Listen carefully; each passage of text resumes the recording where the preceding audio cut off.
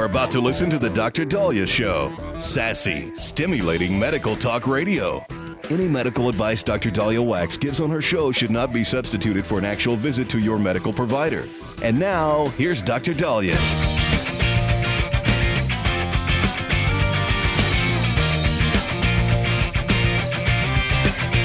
All right.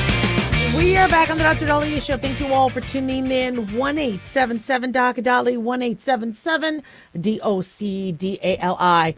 So I had a patient this morning, has health insurance, but she can't afford the physical therapy copays, can't afford the MRIs, can't afford what she needs. And so she's got the insurance. Now they've got the ACA is the law of the land. But I hear time and time again, patients are really frustrated that they still are not able to use their insurance or go to the doctor or get the care that they need. And so I think bipartisanly, we have finally come to the realization that Obamacare sucks, that it's not sustainable. And the only thing we've been able to do is kind of kick the can down the road. We've been doing the subsidies because we're stuck if we don't. The way the bill was written is it implodes our healthcare system if we don't keep doubling and tripling down on it. And here we are now facing at the end of the year that the Obamacare subsidies, which don't really go to the patients, they go to the insurance companies. It's money that goes to the insurance companies. And insurance companies are raising the rates in January. So the government then promises to pay them more. It's a horrible, horrible system. The problem is if we're running out of money or if it's just not sustainable, then we need another answer. And Republicans have been saying for years, repeal and replace Obamacare. Yeah, but they haven't done that yet. I mean, they had opportunities to, but they couldn't. And playing devil's advocate, I understand why they couldn't, because the way the bill was written is you implode the system. You know, like if somebody wants to get rid of the big, beautiful bill, it's going to mess up all the tax credits. It's going to mess up all the tax savings. And then people are going to be upset. So you could very easily, with Obamacare, say, look, we're going to protect pre-existing conditions. We're going to protect, X, Y, and Z. But the damage is done in terms of insurance companies now charging thousands upon thousands of dollars a year, having these huge deductibles, shunting everybody to telemedicine with zero copay or less of a copay, but it's more expensive if you go in and see a provider. And so all those promises of you'll get to keep your doctor, the premiums are going to go down, absolutely was all lies. So here we are now with hours before Congress goes on vacation. And the subsidies are still, unfortunately, the bane of our healthcare existence. My recommendation is pass very temporarily. You got to give the insurance companies what they want. They're used to the gravy train. Just temporarily pass the subsidies so those millions of individuals who are expecting semi-expensive health insurance as opposed to horribly expensive health insurance can still get that little bit of relief. But we got to fix this. This is horrible. Well, the House passed a bill today. It was the Lower Healthcare Premiums for All Americans Act. And this is basically kind of similar to what we've been talking about, where rather than giving the money to an insurance company, give the money to patients, whether it's a health savings account, whether it's, looking at all these middlemen like these pharmacy benefit managers and things like that and see what we could do to minimize why are all these people getting salaries when it's just easier for somebody to just get their prescription. And looking at ways to cut costs. The bill passed 216 to 211. Expansion of association health plans is what I think is going to be the key to this. The big problem we have, which we've talked about before, is the way Obamacare existed and the way health insurance existed before Obamacare is your employer was the only one with bargaining power. So if you lost your job, you lost your health insurance. Now, I have said for years, get the employer out of our health insurance. I mean, just the employer doesn't want to be paying for our health insurance. It's a lot of money. So they're going to try to find the cheapest plan so they can, satisfy whatever requirements they have to do because health insurance is expensive. And employers don't want to pay for abortions or birth control or other things. And the average patient's like, well, I don't want the employer making decisions on my health care. I think your boss needs to be completely out of it. Well, how do you do that if Right now, the majority of insurance plans that are cheaper are employer based. Well, you need another bargaining pool. You need another high volume institution like that can bring down rates. Well, employer plans, those have been in existence for a while, but that's not working. The employers don't like it, the patients don't like it, and once you lose your job, you lose your insurance. So what about Costco? What about Sam's Club? What about, I don't know, your Netflix subscription? What if you have a non-government entity that is able to get employer-based insurance? Now, employer-based insurance is cheaper. Those rates are cheaper, but for those of us that don't have employer-based insurance, it's expensive. Or for those individuals who always have a new job every year or two, it's not sustainable. So what I like that the GOP is doing is let's get other options, non-employer-based options. It's actually brilliant. I also like the idea, and I'm not trying to say this to be partisan. I get the Democrats have to double down on Obamacare because they're responsible for it. But, if I think there's a lot of Democrats that are like, okay, this isn't sustainable. The subsidies, the insurance still stinks. It's not working. And so if there's a way we can put politics aside and figure out how to, one, dissect the employer out and have people able to get, and not a public option because that was not popular, and we just don't have the money from a government standpoint to insure everybody. Don't even talk to me about a public option until we improve our VA system. I mean, one testament to how government healthcare is failing is we're not taking care of our veterans like we need to. Once you get the VA system perfect, then I might consider, all right, let's see what we can do to expand to other people. But at this point, no. When I hear that our veterans have to go to civilian doctors because they have long waits, they can't get the medicines they want, I'm not convinced that the government can run healthcare. I'm sorry. So, what happens next? So now we have a bill that passed in the House. Well, it goes to the Senate. The problem is that the Senate, they're leaving within hours, and you need the 60 person to pass, the 60 votes to pass. So I don't think it's going anywhere, but what I would recommend is just temporarily, even if it's for a month or two, pass the subsidies and then try to change, Obamacare once and for all. That's my recommendation, but nobody listens. 1-877-Doc-Dolly, don't go away.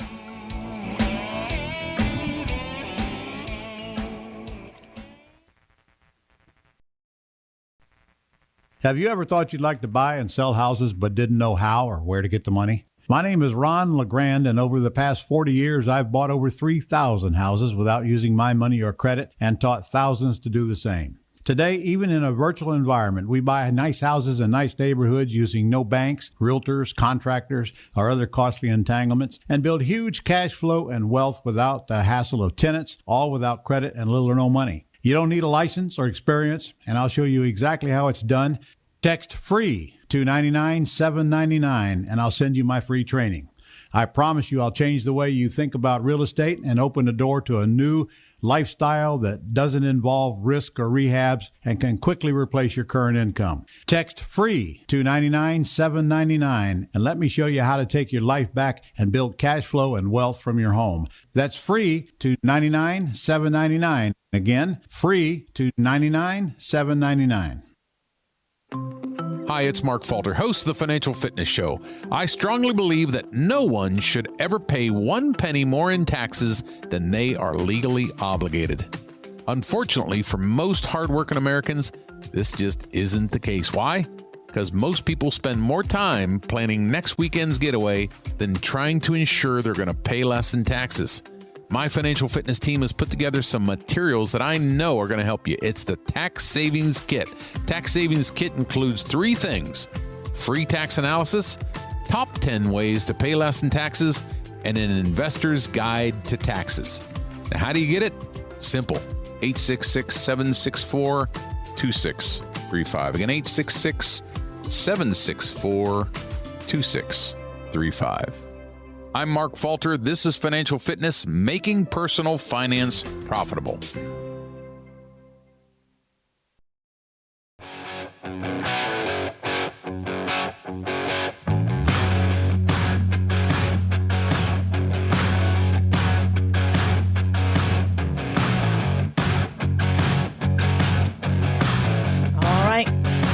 We are back on the Dr. Dahlia Show. Thank you all for tuning in. 1-877 Dr. Dahlia, 1-877 DOCDALI. Big thanks to Talk Media Network for making the show happen. Big thanks to Daniel, our producer, and big thanks to y'all for tuning in. We really do appreciate it. Don't forget to follow us on Twitter or X at Dr. Dahlia, Facebook, The Dr. Dahlia Show, and on YouTube, click like and subscribe. So we're waiting for our next guest, but one thing that I told you that we need to start thinking about, and you guys got grumpy. You did not like my bringing this up, but we have to bring it up, is the New Year's resolutions. Calm down, listen. And I gave you guys great advice. I said, look, if you start your New Year's resolution on January, you're going to be grumpy. But if you pre-start your New Year's resolution, and again, don't make wide general goals, little ones. Like, you know what, I'm going to try losing a couple pounds a week, things like that. Don't be saying I'm going to lose 60 pounds. You know, don't say, oh, I'm going to make money or I'm going to get a girlfriend or boyfriend. You do little small goals. They're going to be easier. And if you pre-start during December, by January, you already have a leg up. Well, look, millions of people try to lose weight in January, but then they get stuck. And I'm really, really excited about our next guest because we have a leading dietitian with us, Teresa Link, who is a weight loss expert, a registered dietitian, to talk to us about why many of us struggle with weight loss. And it's not always willpower, it could be metabolism. So she is with Virta Health, and she is here to join us to talk to us. And she's also host of the popular podcast, Your Life Reset. Teresa Link, thank you so much for joining us. Thank you so much for having me. I'm so excited. Awesome. So we talk a lot about this where oftentimes it's not calories in versus calories out, but it's our metabolism or it's foods that alter our metabolism. So talk to us about our metabolic health. Yeah. So your metabolism is the foundation of how your body functions, right? So it affects your energy, your weight, your mood, your hormones, a whole lot of things. And if it's not working properly, your body struggles to use the food that you eat to convert it into fuel that your body needs. And that causes constant cravings, energy crashes, weight gain, all the terrible things that we don't want to be feeling.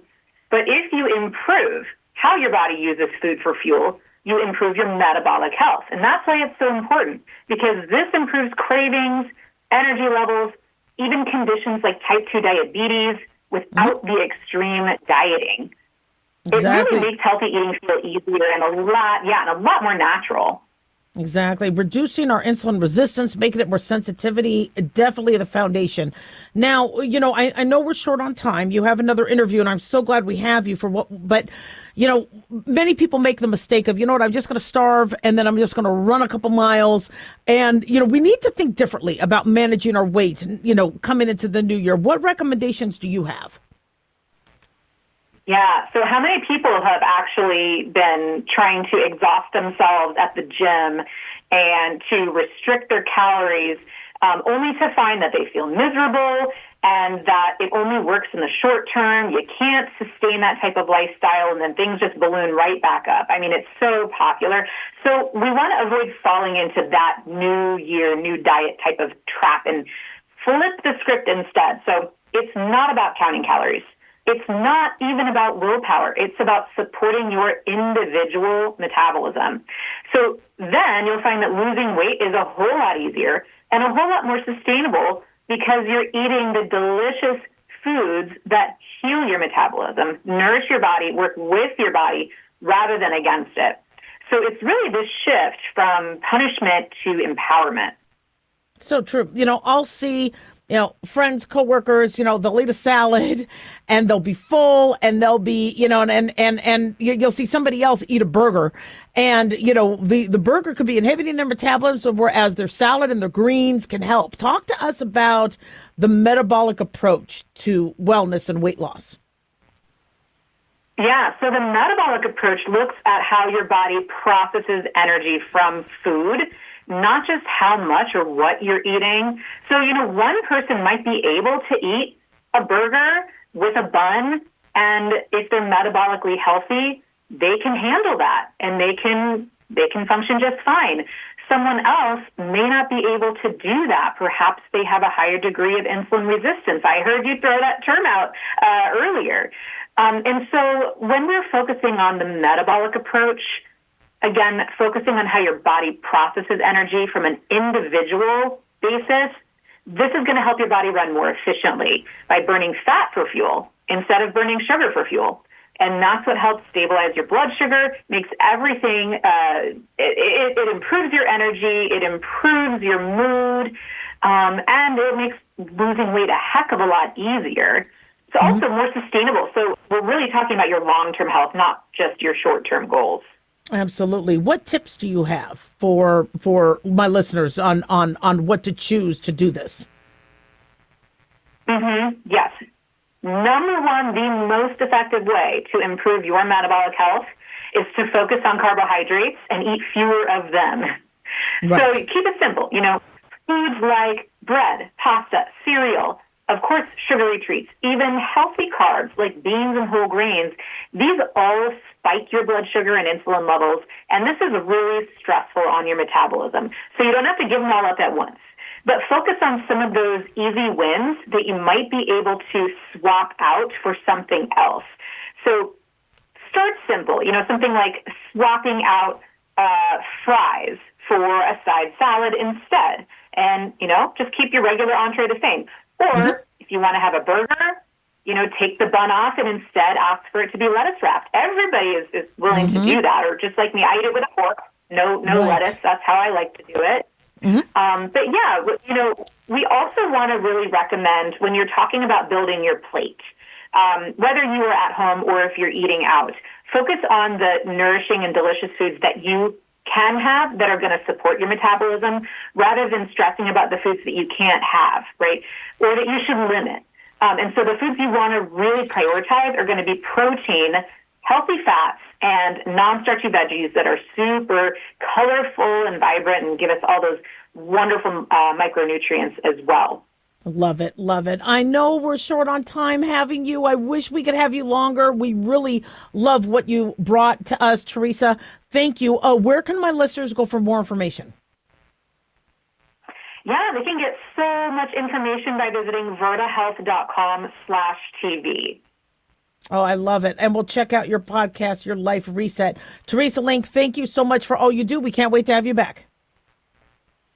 Thank you so much. Happy holidays. Happy holidays. 1-877-DOC-DOLLY, 1-877-DOC-DALI. So don't worry, we're going to revisit New Year's resolutions because we have to in the first of the year.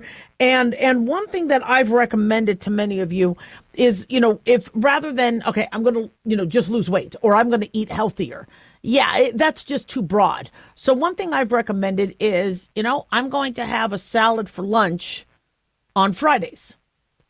Something that's simple. Lunch on Fridays is going to be a salad. Now, I know some of you are like, oh, God, come on, really? Is it Armageddon? No, it's not. Just hear me out. One meal, swapping it out. Or no fries on Thursday. Or on even days, I am going to eat fruit instead of a cookie. I mean, these little things can do, and sometimes it helps having something concrete like a day of the week or a time or I'm not going to eat past 6 p.m. Now, I know for somebody like me, if I'm thinking I'm starving, oh my gosh, I can't eat after 6, I panic. But you eventually can be like, okay, well, I'm going to eat dinner at 5:30. I think eating dinner early is fantastic. And then walking after dinner also helps your metabolism. We get frustrated because we see our kids. Like, I got 2 young strapping boys, thank God. I'm so blessed. But what they could eat and then not turn into fat, I'm like, I want that. I mean, even when I was at my skinniest, I still had to watch what I eat and still had to run and exercise every day. I would work out at least twice, even when I was pregnant, I worked out twice a day. I mean, I had to bust a move. And here we are, yeah, because it was the 90s, bust a move. But, it's doable. Yeah, but same thing with exercise. If you're like, well, I'm going to go to the gym. Okay, well, yeah, that's going to gym, but let's be a little bit more concrete about it. How about, all right, if you do have, let's say, an Apple Watch or a pedometer, all right, I'm going to do an extra 1,000 steps a day. That's not that difficult to do. And then you feel like you're accomplishing something. The big problem with resolutions is once we feel like we failed, we feel like a failure. Well, then come up with something that you can't fail. What about 500 steps? Or I'm going to lose 4 pounds in January, a pound a week. Now, you might say, well, gosh, if you really need to lose 60, it's going to be kind of hard to do. Well, forget about the 60. Just try losing 1 pound a week. But swapping out carbs for vegetables is brilliant. 1-877-DOC-DOLLY. Don't go away.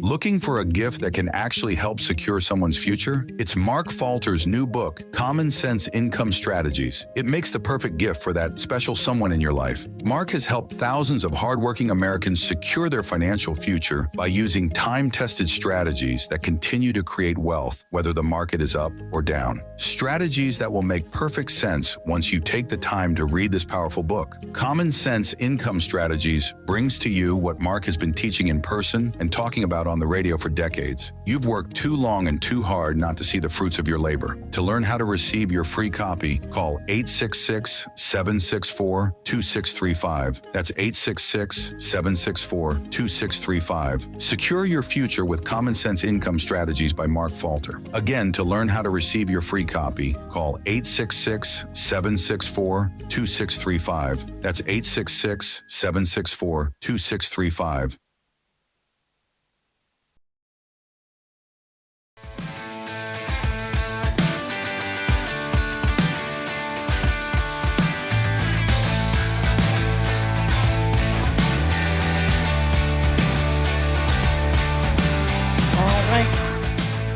We are back on the Dr. Dahlia Show. Thank you all for tuning in. 1-877-DOC-DOLLY, 1-877-DOCDALI. So this morning, RFK Jr. held a press release restricting gender-affirming care for minors. This echoes what other countries have been doing. And RFK Jr. says this is not medicine, this is malpractice. And there's, as with everything coming out of this administration, there's always criticism, but the medical community is mixed on this, and I'm just shocked at how it mushroomed into what it has, because true gender dysphoria is very, very rare, and now it seems like everybody and their mother has it. And a true gender dysphoric patient is somebody that looks at their body and says, I'm in the wrong body. I'm not supposed to have a penis. I'm not supposed to have a vagina. I'm in the wrong body. Now, you could also have dysphoria and you could have somebody say, I'm not supposed to be a human. I'm supposed to be a cat. I'm not supposed to be, and individuals that feel that way, they need a lot of support. They need a lot of help, because unfortunately, they're never going to become a biological female or a biological male. Their 100% goal never can be met. And so we don't want these individuals suicidal. We don't, somebody who's born in a boy's body, somebody who's born in a girl's body, we can't do a brain transplant. So we can't, put you and your soul in a different body. So, doctors say, well, what we can do is remove the penis, try to use the tissue to make a vagina out of it. We can give you hormones, have you dress the way you want, implant breasts, or surgically remove your breasts, and we can try to alter your body to resemble somebody of the opposite sex. But if you're XY or you're XX, that doesn't change. And what doctors have to do, if they are suggesting such a drastic transformation, is remind them that the default, your body will always try to go back to how you were born, which means for you to maintain this, you have to be constantly under care and using hormones. Now, when you hear that, you're like, okay, God, that's going to be pretty barbaric.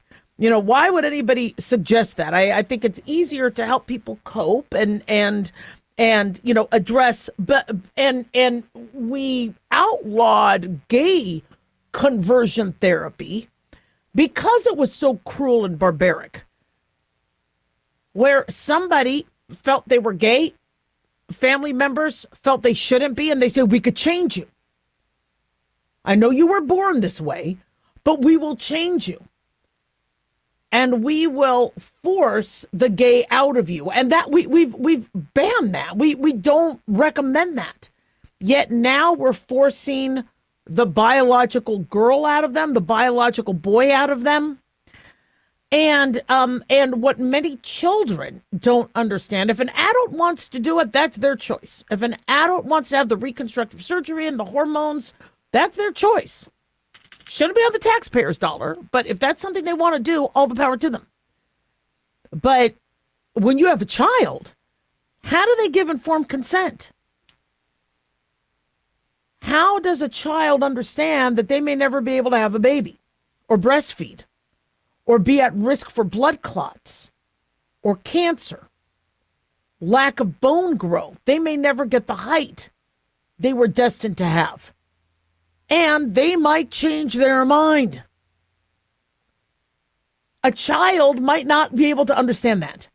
So today, Robert F. Kennedy Jr. said in a press conference that sex-rejecting procedures are neither safe nor effective treatment for children with gender dysphoria. He said the Department of Health and Human Services is starting an administrative process to prohibit hospitals that provide children with sex-rejecting procedures from participating in Medicare and Medicaid. A move that would affect, virtually every hospital in the United States.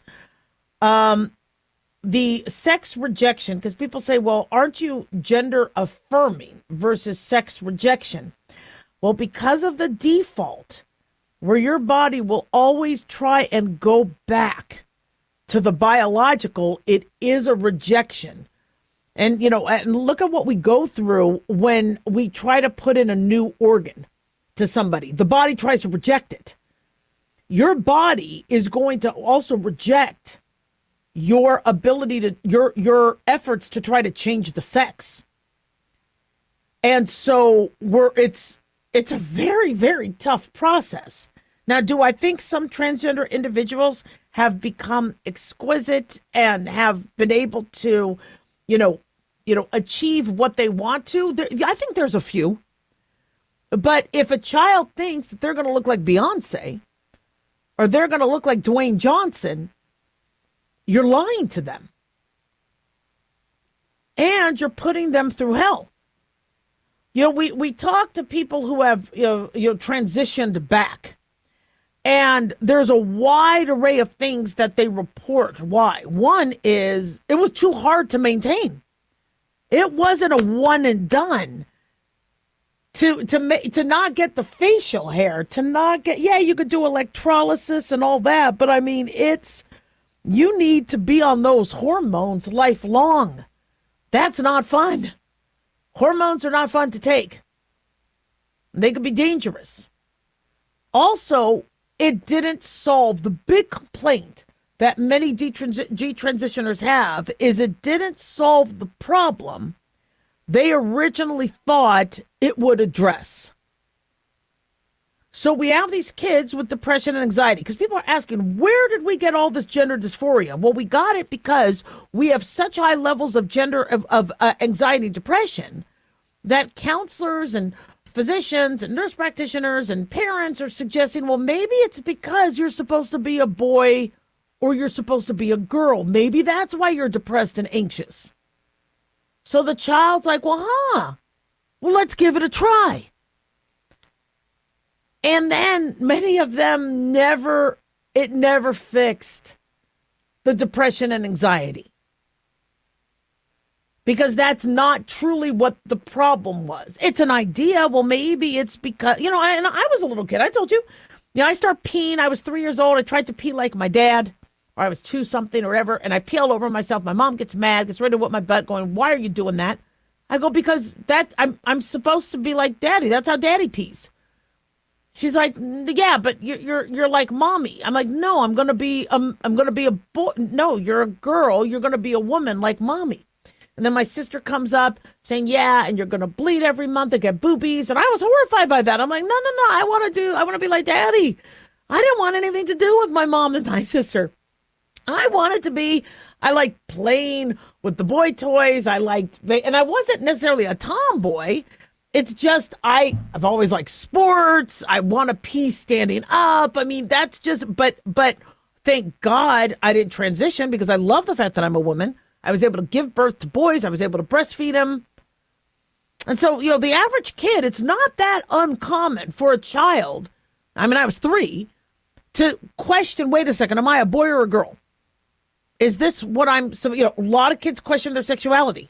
Wait, am I attracted to this? Am I attracted to? Now, I mean, I knew I was attracted to men from day one. I would go up and kiss random men. I just loved men. I knew from day one, but there's other people that don't. So they question it.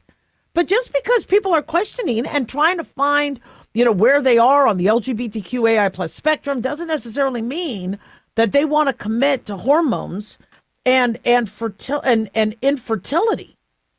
So the FDA is sending warning letters to manufacturers of breast binders, telling them not to market the devices to children.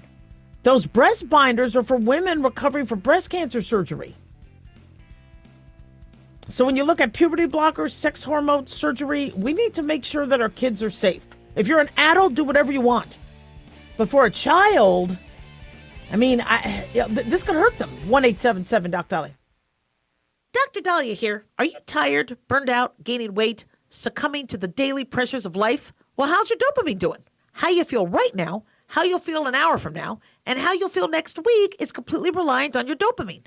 Our daily motivation and willingness to push through challenges depends on the intricate chemical process dopamine provides. Christian Kalikas and I created Deploying Dopamine, a book that tells you what dopamine is, when it dysfunctions, and how to successfully deploy it when needed. Find Deploying Dopamine on Amazon today. Check it out.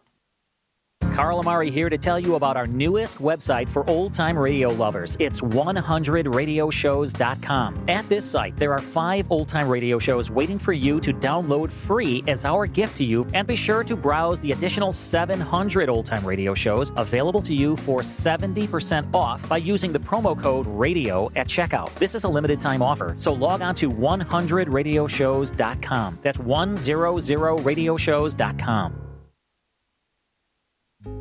Hey guys, it's Clyde. We've had a lot of requests for Ground Zero merchandise, so we put together an online store with a big variety of high-quality items. I'm really excited to let you know about these things. We have a lot to offer you and your loved ones. In addition to our regular apparel, such as t-shirts, beanies, hoodies, and hats, we've expanded our product line with posters, flags, aprons, mugs, and a whole lot more. We also have Ground Zero collectibles, along with a limited edition of items like a Clyde Lewis canvas portrait, a Ground Zero embroidered jacket that will certainly make for great gifts and for interesting conversations with family and friends.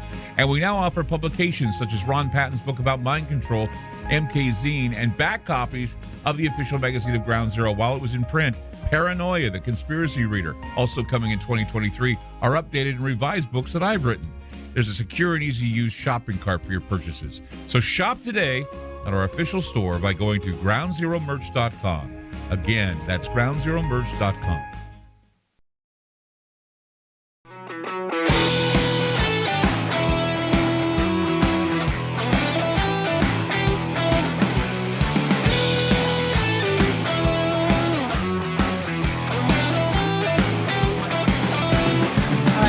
Well, we are back on the Dr. Dahlia Show. Thank you all for tuning in. 1-877-DOC-DALI, 1-877-DOC-DALI. So as we get ready and gear up for the new year, one thing that is going to really plague the coming months is this midterm election. And I am not excited about the midterms at all. Yeah, I know everybody in the media is all excited. Oh, political years, more money coming in, more advertisers. I'm like, oh gosh, I just hate the yellow journalism. I hate the politics. And one thing I am seeing that the Democrats and Republicans are doing, which sadly we're going to be seeing on steroids, is blaming the economy and blaming each other for the economy. I have no problem blaming the healthcare system on the Democrats because of Obamacare. That was something that the Republicans rejected, and here we are today still with this mess. But with the economy, it's everybody's fault. And not only the Republicans and the Democrats, it's actually our fault, even more so. So the definition of the economy varies on how people look at it. Some people look at it as, well, it's gas prices and affordability. Well, gas prices are down, food prices are going down, but things are still sky high. Some people look at it as, well, can I get into a house? Can I buy a house?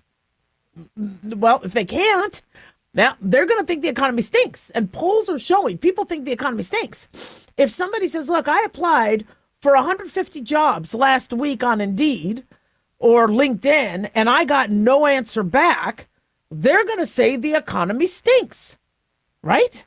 If their retirement account is growing and it's booming, they're going to say the economy is great. And so, everybody's perception is different. But overall, what people are looking at is, I can't get a fast food meal for under $10. I can't get a salad at a regular restaurant for under 15. Now, even though gas prices are down, now an electric car is still way too expensive, so I still have to pay for gas. I still have to pay for car repairs, and it's not cheap. And jobs are not stable anymore. We keep losing our jobs, and we're losing our jobs to automation and AI. Now, are the tariffs working? Are the tariffs bringing in money? Will the tax credits work? Well, we'll see. Apparently, the military is going to be getting, I think, $1,600 each from tariff money, and Americans are supposed to be getting checks and some of the money back from the tariffs. I'd also like to see some of the money back from what Doge found. That'd be cool. But still, a $1,600 check, is that enough to fix your financial position? Now, the big, beautiful bill is supposed to help minimize taxes on tips and Social Security, and there'll be tax breaks. And I do believe that that's in there. But again, if you're saving a couple grand, is that helping you in the long run? So when the Democrats and the Republicans blame each other for this mess, I personally think what really caused rates to skyrocket was COVID and the lockdowns. And so I blame China, for that, and the Wuhan lab. But I do blame Biden for, pay your employees more. Now, because we're going to be giving them, and that started with Trump, by the way, the extra money per week. The extra $600 per week did start in the Trump administration. But then when Trump said, all right, get back to work, okay, go back to paying your student loans, tenants have to pay their landlord. But when Biden came in, no, that's okay. You don't have to pay your landlord. There'll be an eviction moratorium. And the landlords are like, well, I'm going to go under. Who's paying the rent? And the government's like, well, we'll just give you money. We'll just give you money. And then the longer people stayed out of work, the harder it was for people to go back to work. And then when employers are like, look, these people are working from home. They're double dipping. They're not doing their job. And Biden says pay them more. Employers are like, well, if we're going to pay employees more, we're going to have to raise the cost because we lost so much during the lockdowns. And so that really was a mess. That was an absolute mess. And I do blame the Biden administration for not trying to get everybody back. I credit them for rolling out the vaccine.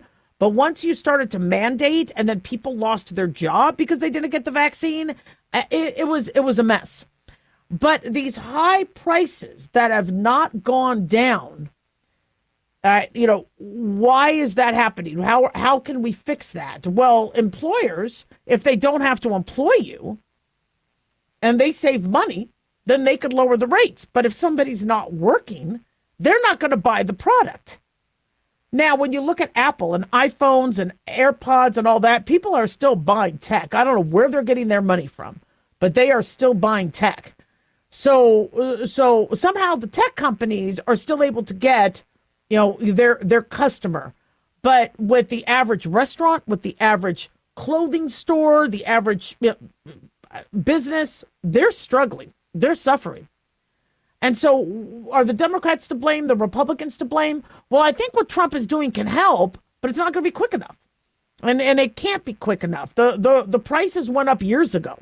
If you want your McDonald's meal to go down, California is going to have to reverse the $20 an hour minimum.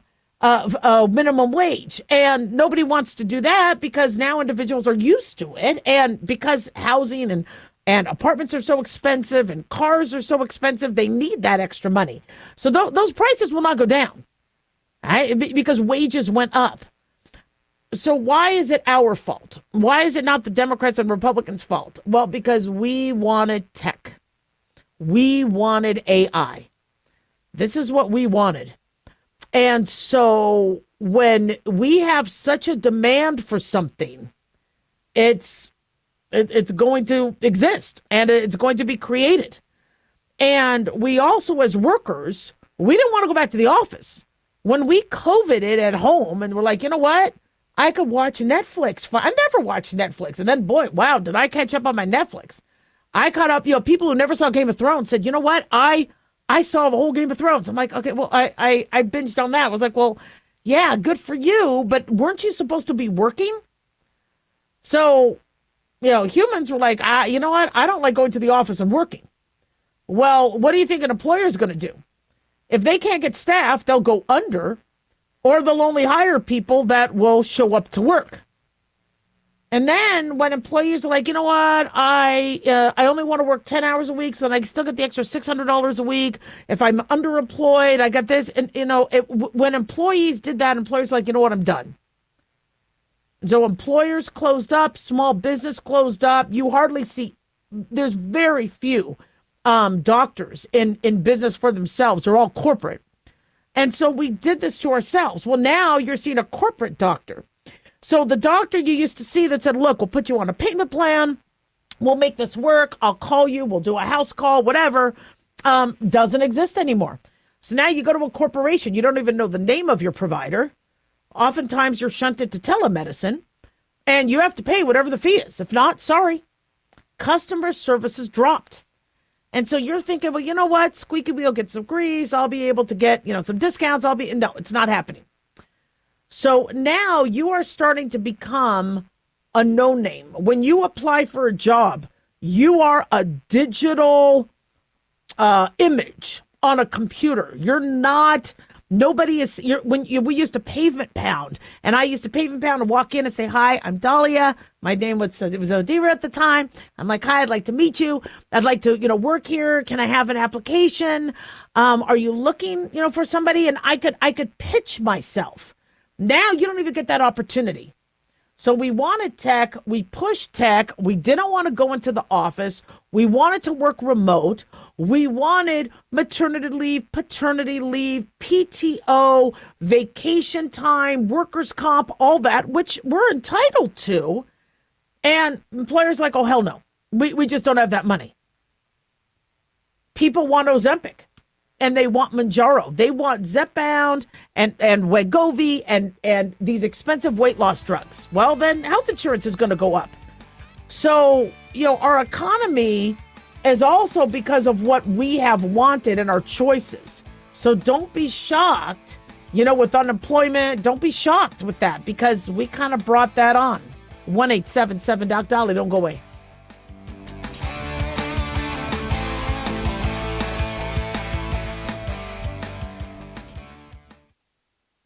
Hey guys, it's Dr. Dahlia. Fantasy football season is coming, but sadly, too many of you are taking the bench while the country takes part in one of the most exciting and lucrative industries out there. Don't know how to play? Well, huddle up and listen. Paul Kalikas and I have written a fantasy football pocket guide for beginners. This book walks you through the basics and shows you how simple and lucrative joining or creating a fantasy football team can be. Read our fantasy football pocket guide for beginners found on Amazon or follow the links on X and Facebook. That's Fantasy Football Pocket Guides for Beginners. Don't be left out.